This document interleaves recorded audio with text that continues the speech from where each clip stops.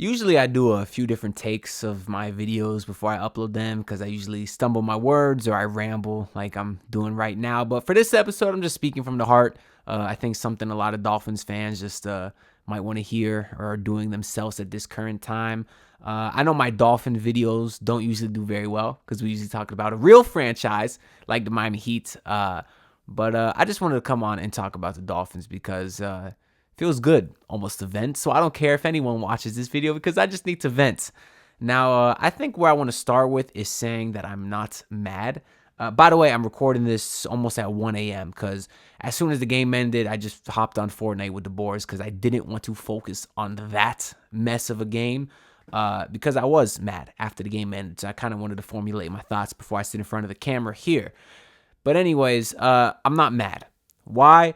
Because I'm not surprised, right? And after the game last year versus Buffalo, where Skylar Thompson was closer to winning a playoff game than Tua Tagovailoa, which is ridiculous. I know there's a lot of other factors in there. So for the more optimistic Dolphins fans that are watching this video, I may sound very negative, but it's just because I'm tired of the same results, just like every other Dolphins fan is. And I'm only 25 years old, I sit there and listen to older people and guys like my dad who have watched, the years since Larry Zonka when the team was actually successful and Dan Marino where they were at least competitive and you had a chance. And ever since he really left, it's been the same crap. For guys like that, they've been watching it for almost 30 years now. For me, I've been a Dolphins fan for like 10 now. So it's still tiring. That's the point of the negativity. But I do understand there's a lot of factors involved. There was a lot of good this year and there was a lot of misfortune as well. But anyways, going back to last season, they obviously almost beat the Buffalo Bills in the playoffs, except Mike McDaniel couldn't get into play on 4th and 1, which is obviously a very ridiculous scenario. This team, all in Mike McDaniel's tenure, really even the few coaches prior to him, have trouble on 3rd and short, 4th and short yard situations, which is stupid because run the ball up the middle. It's not that hard. Don't take the ball and throw it 5 yards backwards or throw it laterally, which we saw 100 times in the game today as well, or yesterday, depending when you're watching this video. It's simple, right? But anyways, after they lost that game to the Bills, I said, you know what? I was hurt. And I said, I'm done letting this team make me feel that way because it sucks, right? Now, a few things, I know that's pretty much a common theme with a lot of Dolphins fans, but a lot of Dolphins fans are saying it, but they don't mean it. They'll come on camera or they'll go on Twitter and they'll say they're not mad, but then they out here talking like, man, Mike McDaniel's stupid, bro. Tua ass, missing guys wide open. And that's what I want to do because I am mad because I am a fan, but I'm doing my best to not let myself get mad. So all these people saying they're not mad, well, they sure are acting mad. They're all saying they're not surprised, so they're not going to be mad, but they sound mad. I'm genuinely not surprised and therefore not as mad as I would have been, if I didn't kind of prepare myself for this. If after they lost that game to the Tennessee Titans, if I didn't start preparing myself for saying this is the start of the collapse, which it was. I know they beat the Dallas Cowboys after that, but that was basically it. That was the sort of last shining moment that they had. So that's why I wasn't too mad after this Chiefs game because it just sucks. I mean, I was at that game versus the Titans. I went to one home game this year, the first home game they lost in, and we left that stadium shell-shocked. Just that I couldn't believe that they had actually blown that game. What a difference it'd be if they'd won that game. They'd be playing home versus Pittsburgh or whoever. They'd be sitting pretty. They had a chance to redeem themselves. They even had a chance to get the 1 seed. Obviously got their ass blown out by Baltimore. That's an understatement. But then even after all that, they could have still won the division if they beat the Buffalo Bills. Couldn't get that done either. Not surprised. Obviously, a lot of Dolphins fans saying, we've heard this last year. We'll hear it again this year after this embarrassing end to the season. They'll say, oh, I'm done being a Dolphin fan. I'm not watching games no more. Well, I say, good for you. Do what's best for you. But mean it. If you say you're not going to watch the games no more, then I would probably argue you were never a fan to begin with. Part of being a fan is accepting the losing, is being a fan through the hard times. If you can't be a fan through the hard times, then I don't think you're a fan at all. Now, I'm not here to fan police. If it's too much for you, if you get too frustrated, I certainly get it because they seem to have historic collapse after historic collapse, and it's a lot. But I am a fan. I'll continue to watch this team every single year and every single game, even if it just keeps getting more and more embarrassing because, hey, That's the luck of the draw. I was born in Miami. The family's Dolphins fans. I didn't choose this life. It chose me. And I'm stuck in it. It is what it is. I'm still going to watch the games, and I'm going to live with the results. So I'm a fan, but that doesn't mean I have to let myself get pissed off over it, because it's depressing at this point. It would be depressing if I let it get to me. So anyways, where do I start? I talked about how I was at that Tennessee game, blew that. Talked about how the end of the season was a collapse. And I guess the part that sucks the most is the misfortune. I don't necessarily, or I really don't believe in curses, but this Dolphins team has given me no choice. It's like, is this Dolphins team cursed, or do they just suck? I don't know. Now, that might be a good title to this video, actually. Are the Dolphins cursed or embarrassing? You let me know. Because obviously you got the whole thing about them being built on a burial ground, the curse of the Tequesta or whatever it is. It might be true. I don't know. I mean, I started watching football in like 2011. The Dolphins have been to the playoffs 3 times. The first time they had Ryan Tannehill was hurt. I guess it was Matt Moore starting versus the Steelers. The second time was last year. You had Skylar Thompson starting. And this year you have Tua, but then you got almost the whole defense out. Half the defense was picked up, 4 days ago? So the injury luck, or bad luck, I guess, that this team has is ridiculous. And I do acknowledge that. And I acknowledge that if the Dolphins had some more guys healthy, this could have been a different game. Maybe they wouldn't even be in this situation. Maybe they would have a 1 seed, or at least win the division, if you didn't lose guys like, Ginkle and Chubb and Jalen Phillips, right? Am I missing someone else on the defense side? I'm sure and Xavier Howard, I guess, missed today. And Javon Holland. Yeah, there's a ton. Almost the entire defense outside of Sealer and Wilkins and Ramsey, who missed the first quarter of the season anyways. So I get that. It could be a different game, but the part that makes it frustrating in particular is for this game, you had almost the whole offense outside of Connor Williams, who to start the season I hated because he couldn't snap the ball. But lo and behold, he turned into one of the best blocking centers in the league. So I get it, you didn't have him. Now, the replacements were fine. You also lost Isaiah Wynn, who was playing well. But the replacements on the offensive line were fine. They were okay. They were good enough. Maybe not so much today. Tua got hit a few times. But in general, they were good enough. You still had the guys.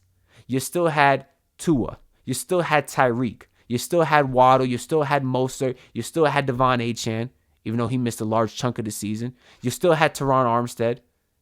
I think Armstead played today. I remember seeing him hurt, but regardless, you still had the main guys, at least your weapons, right? There's no reason to put up 7 points. And the one touchdown they did have was obviously an awful throw by Tua. Speaking of Tua, let's talk about him a little bit, I guess. I was a big Tua believer.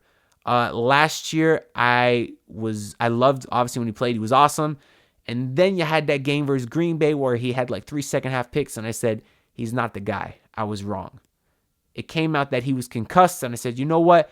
I'm willing to give Tua the benefit of the doubt because he was concussed. A man playing concussed is obviously not in his right mind. I said I'm willing to give him another chance.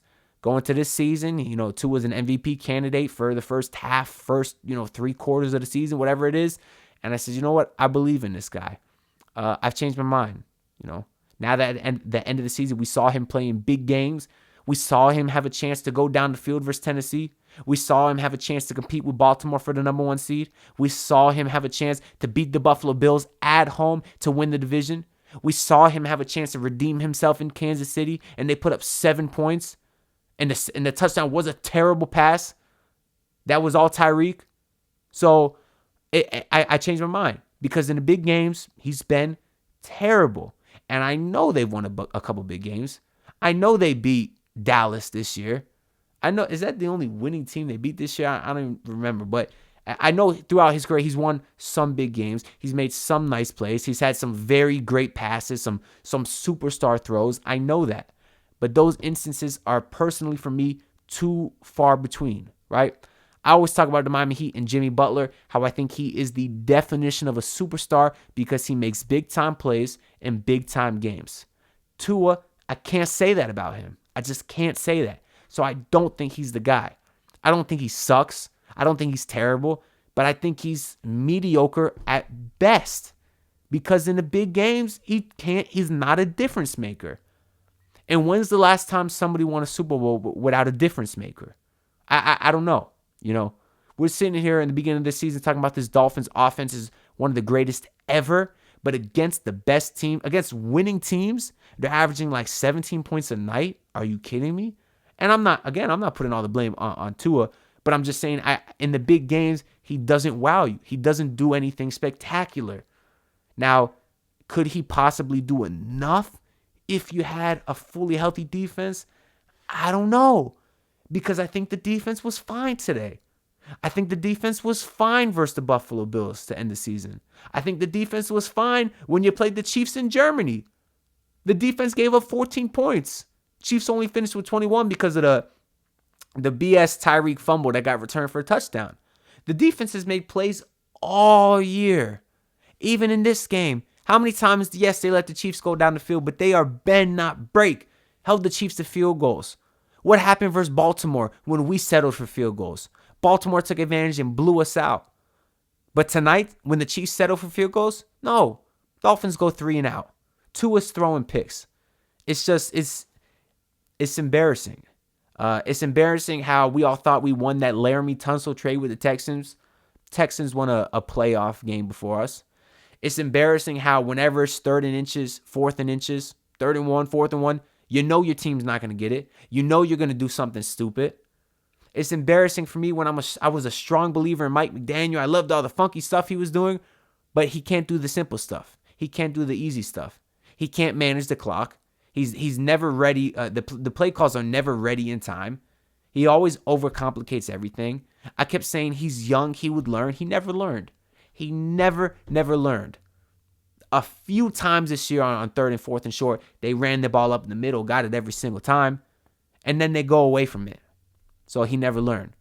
The pre-snapped penalties, embarrassing. You're playing the Chiefs on the road, Super Bowl, defending Super Bowl champs, and you Dolphins are shooting yourselves in the foot with pre-snap penalties. And in the last few weeks too, it's your main guys. It's Austin Jackson. It's Teron Armstead. Today, it's Tyreek Hill when it was 3rd and 8 in the first half. Tyreek Hill offsides, pushed back 5 yards. It's your main guys doing it. Self-inflicted. Even on a couple of those 3rd and 1s versus the Chiefs, they're throwing laterally 5 yards, 5 yards behind the first down line. Yeah, but it was still dropped. It was still Raheem Mostert dropping balls. And yeah, Tyreek made a couple plays today, but what did he do in all the other big games this year? Dropped the touchdown versus the Eagles, fumbled versus the Kansas City Chiefs, dropped the touchdown versus the Bills the last game of the year. I love Tyreek, but he hasn't made the plays this year in the games that we needed to. Now, I don't want to get on Tyreek because I do think he is a superstar, but there's a lot of instances this year in the big games that you'd really like to get back. The Dolphins have a lot of questions to answer this offseason. Obviously, contractually, they got to answer the question with a lot of the defense, like Christian Wilkins, who they couldn't settle on a contract at the beginning of the season, Andrew Van Ginkel, who I thought was, the best defender on this team. And obviously, Tua Tagovailoa.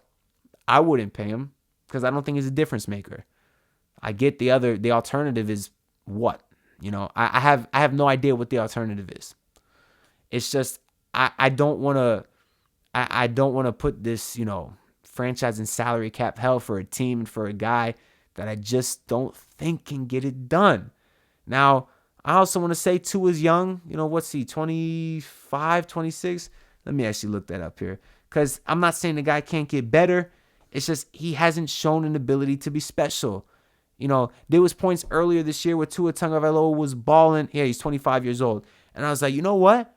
I don't think I would trade this guy for Josh Allen. Josh Allen is throwing picks all over the field. And even in that last game of the season versus Dolphins, Allen had a couple red zone picks. But he makes plays.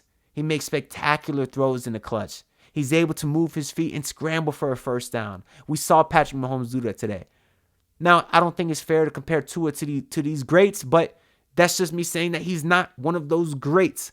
I mean, Mahomes could be one of the best ever. Josh Allen's not in that tier, but Josh Allen certainly looks like a guy that you can win a couple playoff games with. Maybe you can't win a Super Bowl with him. It hasn't happened. Maybe you can't win a Super Bowl with Lamar Jackson. Lamar Jackson's been bad in the playoffs too, but you still see those guys put the game in their hands and more times than not make a play when the game's on the line. For two of those instances, like I said earlier, are just few and far between. So I wouldn't pay the guy, but truthfully, I don't have a better alternative. Mike McDaniel, he'll be here for the meantime, but he's got a lot to work on. He'll be a third-year coach. I want to start to see some improvements that I didn't see this year. I want to see, like I said earlier again, I want to see him better manage the clock better. I want to see him not get so cute on third down. I want to see him just not. I love the chances that he takes, right? And I love that he has some personality. Because for the longest time, I dealt with the boring-ass Joe Philbins, the boring-ass Adam Gases. You had the exciting Tony Sperano, but he celebrated field goals. I hated that crap. Rest his soul, though. Rest in peace, my guy, Tony Sperano. So I like that stuff with Mike McDaniel. His players seem to play hard for him. But, hey, he's got a worse December record than Brian Flores. Maybe Brian Flores was onto something, which sounded crazy a few weeks ago. A few weeks ago, we said, thank God we didn't get Tom Brady and Sean Payton. Thank God we got Tua and Mike McDaniel. But yet the season ends the same exact way. What happened when Brian Flores started 1-7? They won the next 8. That's a sign of a team that plays hard for him. That's why I didn't like when Brian Flores was fired in the first place. But then you bring in Mike McDaniel, the team's looking very good, but you're in the same spot. Now, this team did make the playoffs, I guess. They did not under Brian Flores, but the result is still the same in the fact that it's catastrophic embarrassment. As far as else, back on the defense side, contractually, I guess, it's unfortunate that Bradley Chubb is getting paid all that money. He is easily becoming one of my least liked Dolphins in a very, very long time. Obviously, I'm praying for a speedy recovery for him, and they certainly could have used him out there because he does help this team, but he's not a guy worthy of trading a first-round pick and giving a max contract to immediately before he ever played a snap for your team. I think Bradley Chubb will go down as one of the worst trades this franchise has ever made, at least in my lifetime, along with trading up to the third-round pick to get Deion Jordan, which is the dumbest thing still to this day. But Bradley Chubb sucks. I was at that. Let me not say he sucks. He had a fine year. But most times, he sucks relative to his contract, though. I honestly believe that. I was at that Titans game where he went to sack Will Levis, let Levis escape and still stop him for the first down. Fortunately, the Dolphins defensive line was able to come up and still stop Levis short, even though Chubb whiffed on the sack. But then Chubb took his helmet, threw it on the ground, personal foul, 15 yards, automatic first down, Tennessee. So you whiffed on the sack, Chubb. Your team still got to stop, and then you had to go be stupid and throw your helmet on the ground. Oh, that got me so mad. And I know Chubb's sack numbers this year were fine. I remember he had 5 weeks in a row with a sack or whatever it was, but too many times than not, he's the last guy jumping on a pile. He's the guy whiffing on a tackle, and Sealer's got to go clean it up. And for a guy that's getting paid that much money, it's ridiculous. It really is. Now, I hope him a speedy recovery. I hope Jalen Phillips a speedy recovery, who seemed like he was just starting to get great in this league. But for a guy that was taken in the first-round pick, he's nothing special either. I honestly don't believe that. They're not better than Van Ginkel. Van Ginkel's always in the right spot, always at the right time, and he makes plays. He is a playmaker. Christian Wilkins, I love Christian Wilkins. He is a playmaker. He said, pay me. They didn't want to pay him. He went out there and he got his sack numbers up. Let me go ahead and look up Wilkins' sack numbers. Zach Sealer, that's another playmaker. I looked up Wilkins. It gave me Dominique Wilkins. But Zach Sealer, another playmaker. Shout out to Jalen Ramsey. Came back way earlier than we all expected and had one of the best lockdown rates for a cornerback in the entire league. This year, Christian Wilkins had, how many sacks he had here? So last year he had 3.5. This year he had 9 sacks. Almost tripled his sack total this year. They'll pay him. They should pay him. I do like Christian Wilkins. But let's talk about the other cornerbacks. We thought that Noah Igbenogany was a bad pick. They did the same damn thing with Cam Smith. And here I am getting mad again. But how ridiculous is that? When you go back to Noah Igbenogany, they had just paid Byron Jones all that money. You already had Xavier Howard and say, hey, let's go ahead and draft a cornerback in the first round, even though we need lineman help, even though we need running backs. Let's draft another cornerback. Oh, he must be a superstar then to be a first-round pick cornerback. He sucks. Noah Igbenogany couldn't even get on the field. Traded him just a few years later. Same thing this year. Oh, we have Xavier Howard. Oh, we just got Jalen Ramsey. Let's draft another cornerback high in the draft, Cam Smith. Here we are at the end of the season. The whole goddamn defense is hurt, and Cam Smith is inactive. They start the practice squad guy, Ethan Bonner, over him.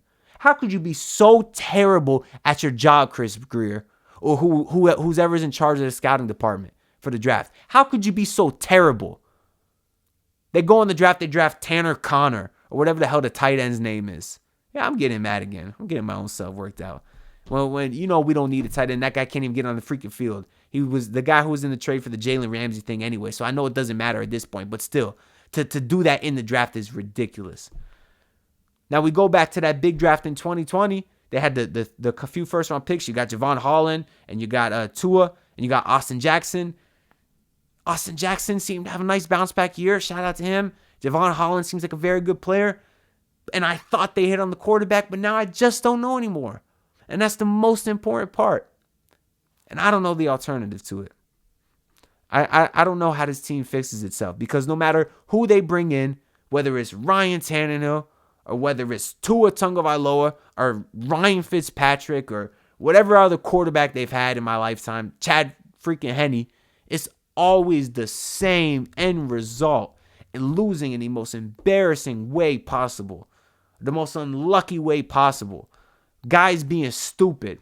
Eli Apple, the quarterback on the other team, throws the ball, a terrible pass. You got Eli Apple going like this, clamps, like he did something. In the game versus Buffalo, the ball was tipped, and he's just watching Trent Sherfield hold his hands out and grab the touchdown. Where is this, Eli Apple? Where the hell is this? He sucks. He better be off the team next year too. And Cam Smith can't play over that guy. That's what's unfortunate. I could probably go on forever. I'm sure there's a ton of other stuff I'm forgetting to talk about. I know I didn't talk too much specifically about the Dolphins-Chiefs game, but what is there to say? A lot of drop passes both ways, and the defense bend but didn't break, and Tua didn't make the plays when he had a chance. He had a couple chances down 6 to go down the field and take the lead. He couldn't do it. So whatever. I'm not surprised. You're not surprised. And I'm doing my best to not get me mad. So let me know what you guys think down below. Let me know if you want to keep Tua. If not, what are the alternatives? I kind of just want to hear everything. I've been talking for 23 minutes. Like I said, I have no idea if anyone's going to watch this video, but it did feel a little bit good to rant. So if you enjoy listening to me rant, throw a thumbs up. You know what? If you got to this far in the video, go ahead and comment something for me, because you're a real fan if you got to the end of this video. Go ahead and comment sealer it on up. Shout out to my guy, Brendan Tobin. That's one of his famous sayings. Say, sealer it on up. Make sure to subscribe, and I'll be back with some more Heat content, because they're a real franchise. So I'll see y'all next time. Peace out. Look, pull up in your city, tryna get that dead face. Do it on my own, I don't need no dead weight. Had to kill him off, yeah, I need a head space. You know this homegrown bitch don't offend me.